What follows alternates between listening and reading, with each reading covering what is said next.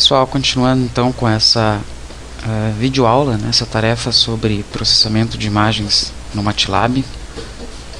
Continuando da onde a gente parou, a gente tem essa imagem aqui que é do Pantanal, a de Rio Grande, que foram importadas para o Workspace, né, de uma pasta qualquer para o Workspace, e a gente visualizou, a gente terminou a última etapa visualizando a imagem de Rio Grande, tá? Aplicando esse comando aqui.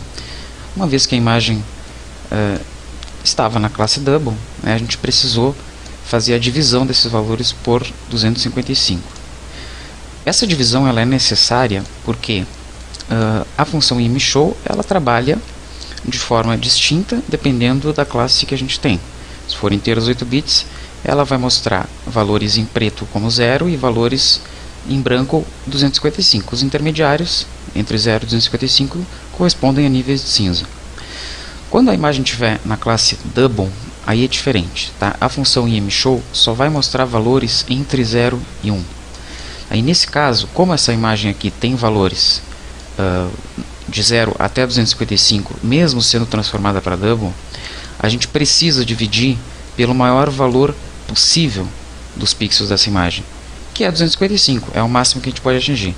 Dessa forma, a gente vai estar forçando que todos os pixels da imagem fiquem no intervalo entre 0 e 1, porque se a gente tem um valor no máximo 255 dentro dessa imagem, quando a gente divide por 255, a gente garante que todos os valores dos pixels vão ser menores que 1. Ao apresentar essa imagem na tela, ela vai ficar da forma como a gente enxerga aqui, tá? Ou seja, com a visualização correta, com a visualização adequada. A partir de agora a gente vai passar para uma etapa de processamento, tá? Uma vez que a gente importou a imagem para o Workspace, a gente fez a conversão para a classe Double e a gente mostrou a imagem na tela a partir de uma figura que abre uma janela, selecionando todos os pixels, todas as colunas, né, todas as linhas, todas as colunas e uma composição qualquer. Nesse caso aqui a gente escolheu 5, 4 e 3, né, sempre o primeiro no vermelho, o segundo no verde e o terceiro no azul, tá? Banda 5 no vermelho, banda 4 no verde e a banda 3 no azul nesse caso. Agora a gente vai partir para a etapa da programação em si. Como vocês sabem, uma imagem é interpretada no MATLAB através de uma matriz. Aí é assim que vocês estão enxergando ela. O que eu quero nesse momento é simular, tá, que a gente tenha uma condição sintética, uma imagem sintética. Vamos chamar essa imagem de IMG e eu vou construir ela. Tá? Se constrói matrizes no MATLAB utilizando esses dois colchetes aqui e a gente separa os valores da primeira linha por espaços ou vírgulas, tá? As vírgulas funcionariam também. Vamos colocar valores baixos aqui, aí ponto e vírgula separam as linhas, né? Primeiro as colunas, depois as linhas. Então vamos colocar um valor alto, por exemplo 200, 123, 400. A gente está fabricando uma imagem com 4 colunas, então eu preciso ter na próxima linha 4 colunas também. 400 aqui não, vamos colocar 50, tá? Um nível de cinza intermediário entre 0 e 255. Aqui 150. Vamos colocar 3 linhas. Então na próxima linha 30, 100, 200 e vamos colocar 0 aqui, tá? Vou dar Enter. Vamos ver o que essa matriz que eu construí chamada de imagem vai me apresentar se eu não colocar o ponto e vírgula aqui. Tá? Não vou colocar o ponto e vírgula para esse resultado aparecer na tela quando eu colocar Enter. Está aqui a matriz então. Tá, para o MATLAB, isso aqui que a gente está enxergando na tela nada mais é do que uma matriz. Tá? Ela vem parar aqui no Workspace porque é uma variável que eu criei. No momento que eu disse que a imagem é igual a alguma coisa, essa variável IMG passa a fazer parte do Workspace. 3 por 4 porque ela tem 3 linhas por 4 colunas. 1, 2, 3, 4 colunas. Tá? Só porque é uma matriz eu não posso enxergar como uma imagem? Claro que posso. Eu posso, por exemplo, pedir uma figura aqui, mostrar imagem e colocar IMG aqui dentro. Tá? Vai ser uma imagem em níveis de cinza, claro, porque eu só tenho uma banda, né? Eu enxergo aqui que eu só tenho uma banda no Workspace. só tem linhas e colunas, não tem a terceira dimensão, né? Então se subentende que essa terceira dimensão seja 1, né, se eu não tenho nada escrito ali. Vou dividir por 255, porque a gente sabe que essa imagem, quando foi produzida, ela por padrão do MATLAB é produzida matrizes em double, né, para permitir valores fracionários.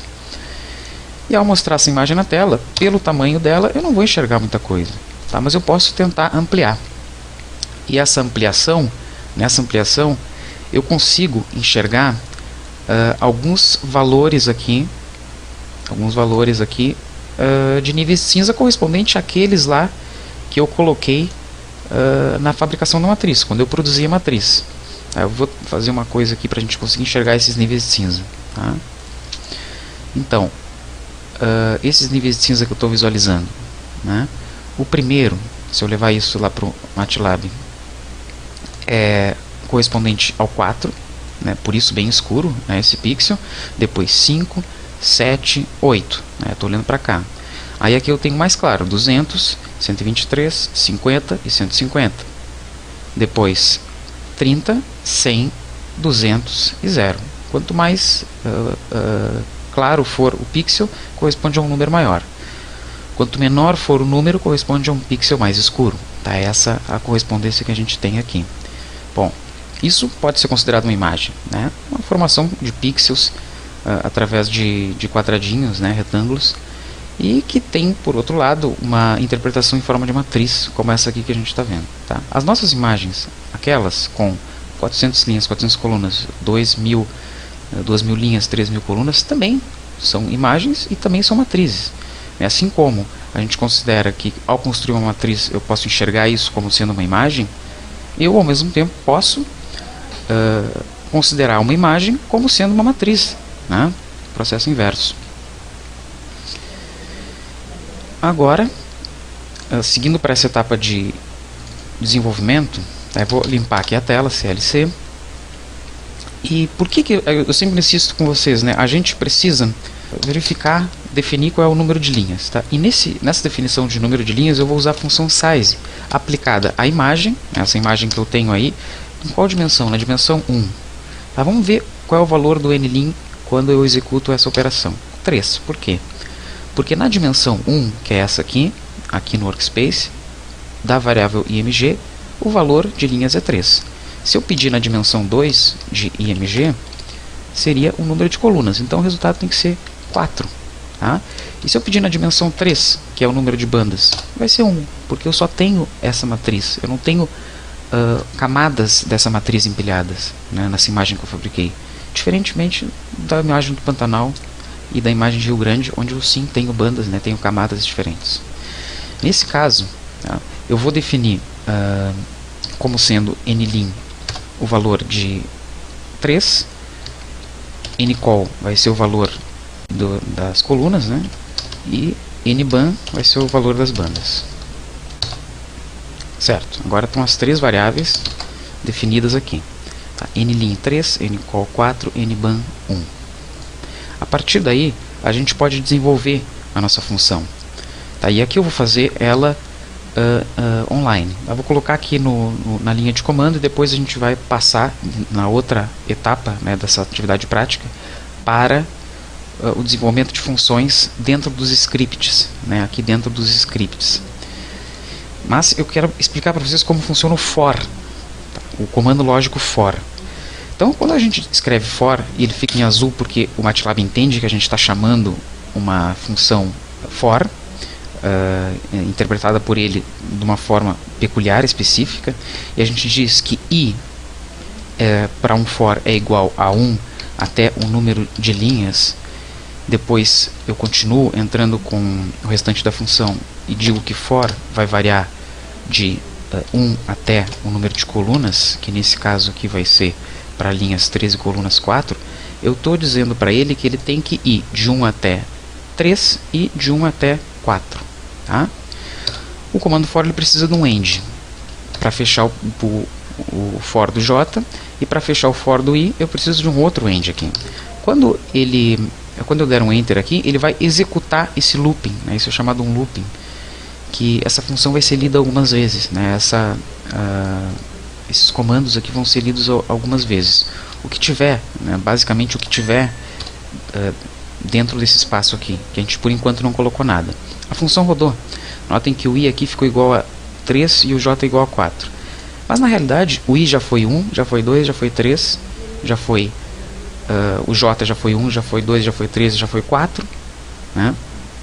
Mas eu não vi isso acontecendo, né? Porque eu não coloquei nada ali no meio. Se eu executar essas mesmas linhas e colocar aqui dentro qual é o valor do i e ao mesmo tempo pedir para ele me mostrar, né, qual é o valor do j, vamos colocar assim, i e j dentro desses colchetes, ele vai me mostrar, né, o i e j mudando de valor a cada momento que eu executar. Olhem bem, primeira vez i igual a 1, j igual a 1, então ó, i e j, né? Então aqui é o i e aqui vai ser sempre o j. Depois ele encontra o primeiro end e ele troca o valor do j, mas o i continua sendo 1, j passa a ser 2. Depois o i continua sendo 1, j passa a ser 3. Depois o i continua sendo 1, j passa a ser 4. Agora o j já chegou no limite. Então ele termina a função, né? Ele passa para essa etapa aqui e atualiza o valor do i. Agora o i passa a ser 2 e o j novamente é percorrido de 1 até o número total de colunas, que é 4. Vejam que é o que acontece aqui, ó. I2, J1, I2, J2, I3, I2, J3, I2, J4. Aí, novamente, ele encontra o final do número de colunas e passa de novo para o end que está ligado a esse for aqui, né? O último end está ligado a esse for, enquanto esse for está ligado ao primeiro end. Atualiza o i de 2 para 3, que é o último, né? Porque o i vai do 1 até o número de linhas, e o número de linhas é 3. Então agora ele vai fazer a última volta e vai percorrer i igual a 3, j igual a 1, i igual a 3, j igual a 2, i igual a 3, j igual a 3, i igual a 3, j igual a 4. Tá? Pronto. O que ele fez na realidade aqui? Ele passou, pessoal, por todos os pixels da imagem. Todos os pixels da imagem foram visitados, né? Coluna 1, linha 1, coluna 2, linha 2, coluna 3, linha 3. Todos os pixels da imagem foram visitados nessa combinação. O que tem aqui no centro? Por enquanto, nada. Nenhum pixel foi alterado. Mas eu pedi para ele mostrar quanto vale o i e j a cada vez que ele roda esses valores aqui, a cada vez que ele atualiza esses valores. Mas ao mesmo tempo, enquanto o i recebe vários valores, enquanto j recebe vários valores, eu posso, aqui dentro, colocar uma operação que vai ser feita na imagem. Por exemplo, aqui eu posso pedir para ele, vamos colocar como comentário inicialmente, contraste dos valores da imagem original. Tá? Contraste dos valores da imagem original. É claro que por enquanto ele não vai fazer nada porque é um comentário, mas qual é a função que tem que entrar aqui? Uma função, se eu quiser fazer o contraste da imagem de saída, cont, né, igual, né, ij na realidade, para cada pixel. Vamos supor que não tenha mais de uma banda, seja uma única banda. Cada pixel ij, que inicialmente, por exemplo, vai ser pixel 1, linha 1, coluna 1, né, i igual a 1, j igual a 1, vai ser igual ao valor da imagem na linha i, coluna j, menos o valor da constante a, definida por nós. Aí tem que saber um pouco da teoria de contraste linear, tá? Multiplicado por, aí o que vem aqui dentro? A diferença do b', a linha, que seria 255, né? Menos 0, dividido pelo b menos o a. O que é o b menos o a? É o valor que o usuário entrar. Tá? Então são variáveis também, b menos a. E aqui, fecho esse parênteses. Aqui é interessante colocar parênteses também para não haver erro na ordem da execução das operações, né? No caso multiplicação e subtração. Coloco ponto e vírgula para ele não mostrar todos os resultados na tela. E se eu por acaso definir aqui na frente, tá? A igual a, vamos supor,